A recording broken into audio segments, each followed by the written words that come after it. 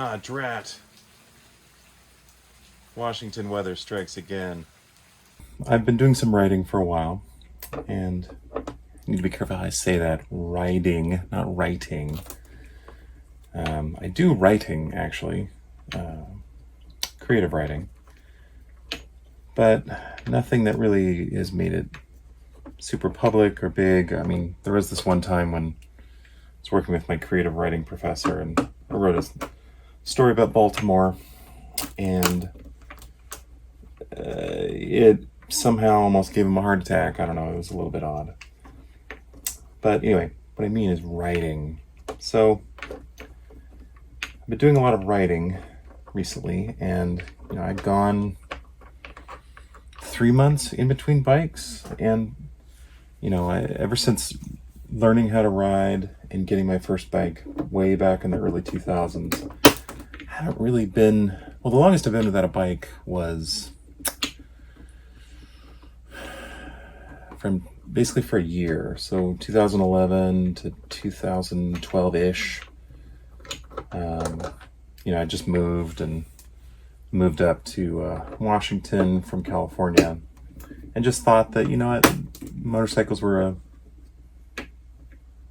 California thing. And pretty soon after I got here, I was like, oh man, I've gotta have another bike. At that point,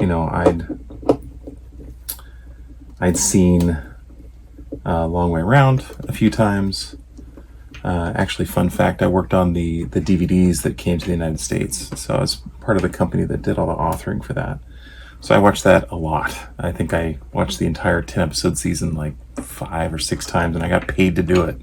Isn't that kind of cool? Anyway, these are remarkably sturdy bolts. I don't know if you could see them. I made it up to Washington, and within a year I was like, I need a bike. So I found myself this. I'll be extra careful here. What am I doing wrong here?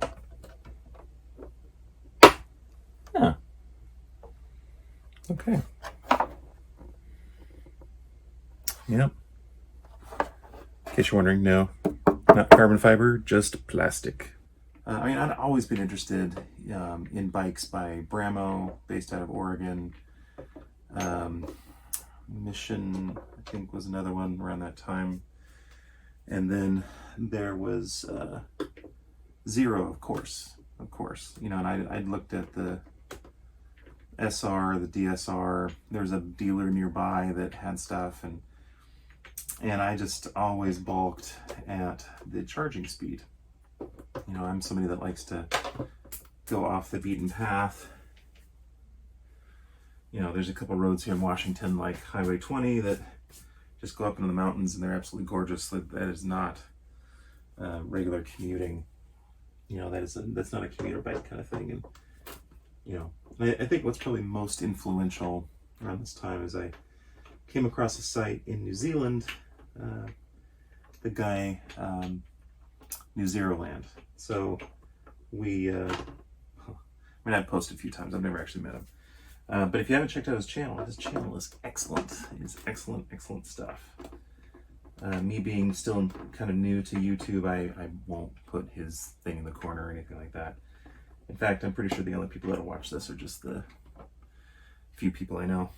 But, so anyway, he showed what it was like to do those kind of journeys on a Zero, and lo and behold, he then found out about, or he started doing this thing with the Energica, and was like, well, man, like, be still my fluttering heart. Like, there's a bike out there that does fast charging, is fast, looks great, all this kind of stuff. Well, wow, first, the only problem is it's prohibitively expensive.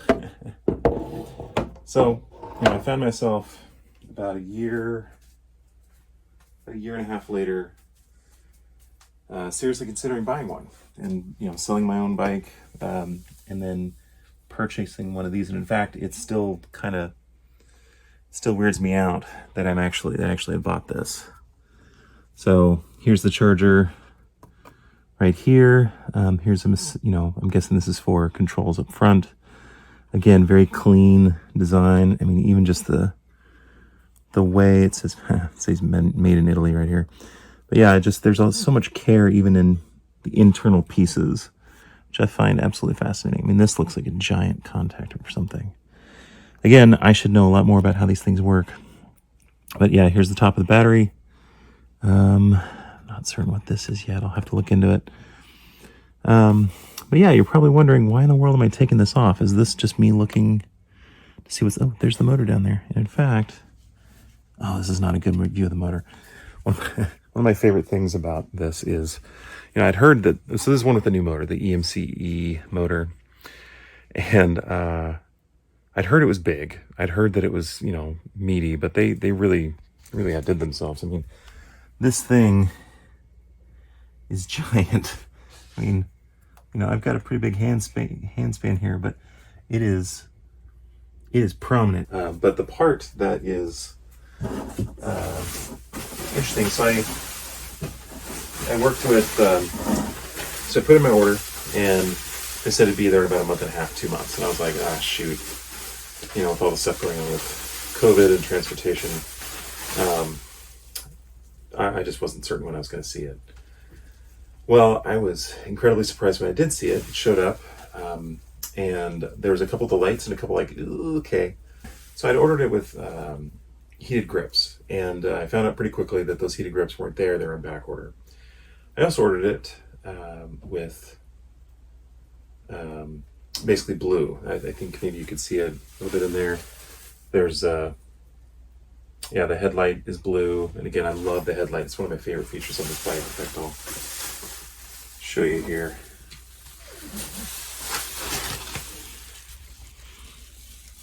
That blue anodized headlight is just absolutely amazing. And but as you saw earlier, there was some of this, and I was like, that's not what I ordered. I ordered blue. So Energica reached out to me and said, hey, it's on back order. I hope you're fine with just, having the bike as is. And we'll make it whole. I said, okay, sounds good. And then these came in. And this, oh my goodness, the camera is not going to pick this up very well. But just this blue, I find absolutely jaw-dropping. In fact, the only bike I've ever had that didn't have blue on it was my first bike, and that was a Honda Nighthawk. And I could have gotten the blue one, but honestly, I didn't know what I wanted at that time. So, yeah. So that's what we're doing here. I'm taking my... So I basically have a replacement set. So if I ever do, God forbid, drop this bike somehow on the top and not screw anything else up, I will have blue, or I'll basically be able to go back to an older style or a different style. With Bramo, this idea that you could have motorcycles that were electric. It just seemed like a fascinating idea. Range, of course, was always an issue, and I loved it that the Bramos, they had a gearbox. At least the early ones did, and I was like, whoa, 4 speeds, huh? That's got to be crazy. But again, maybe I'm just one of those kind of guys that likes that kind of stuff. I remember when the Volt was announced, I was like, I've never owned a Chevy before, but that seems kind of cool. I like the idea of electric cars. And I think, when I talk to people I know, it becomes very apparent that I've always liked electric stuff, going back to even as a kid, RC cars and things like that. I like the simplicity of being able to work on your vehicle and not have oil everywhere. Or to, and it's speedy and you don't have to get gas for it and stuff. And again, I don't hate gas bikes. Those are fine. I don't know. I'm just not really into the whole maintenance thing right now. I'm not really into paying somebody else to do the maintenance for me anyway. So, you know, with what we saw in here, man, like, it seems like I should be able to just order the part, just, you know, plop it in there and then have some lunch afterwards. So, but yeah, so, you know, it's beginning of fall here in Washington State. And so motorcyclists are in a bit of a panic. You know, you'll see them on Fridays, Saturdays, and Sundays. They're tooling around the streets here. And as you've seen from some of the other videos I've done, to get to the really good roads, you have to go very, very far.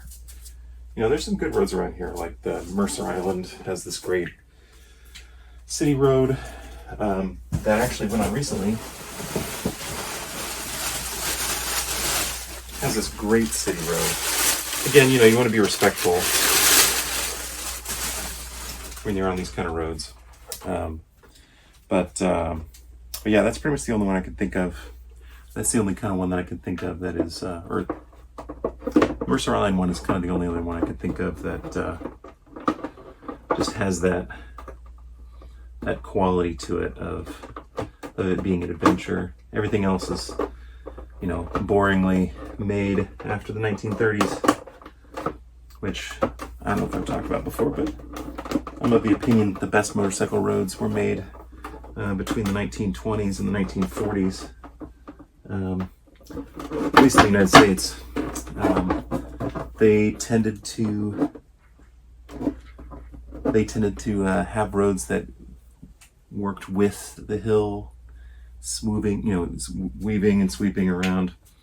They did not cut through the hill or go around the hill. So that's always been kind of my thing, is I'll look for those country roads that are kept up, but have lots of elevation changes. Those tend to be amazing, especially on bikes like this. So, and those they exist here. They really do. I think the best example is that road that I'm talking about, that Highway 20 road. If I'm able to make it out there, then I will definitely film it and show it. The part that is kind of concerning me about it is there's a really great DC fast charger at the beginning of it, and a really great DC charger toward the end of it, and then it's a whole bunch of level 2. So it's my first experience at trying to you know, gauge the hours. Maybe that's something where New Zealand can help. He's like, oh yeah, from my 0 days, like, here's how you plan a trip around level 2 charging. So, but yeah, I am incredibly happy with this bike, and the utility of it will become even better. The range, the amount of places I can go with it will be even better, especially if Tesla follows through on their promise to allow DC fast charging from their stations for non-Tesla devices or non-Tesla vehicles. I imagine it'll be quite a surprise, you know, when you got like Tesla motorcycle showing up at one of those things. I will get a bit of a chuckle out of that. So anyway, really do enjoy this, and I'm glad that this piece is in. You know, for a tall person like me at 6'6", it fits really, really well. So anyway, looking forward to sharing more adventures. Thanks for watching.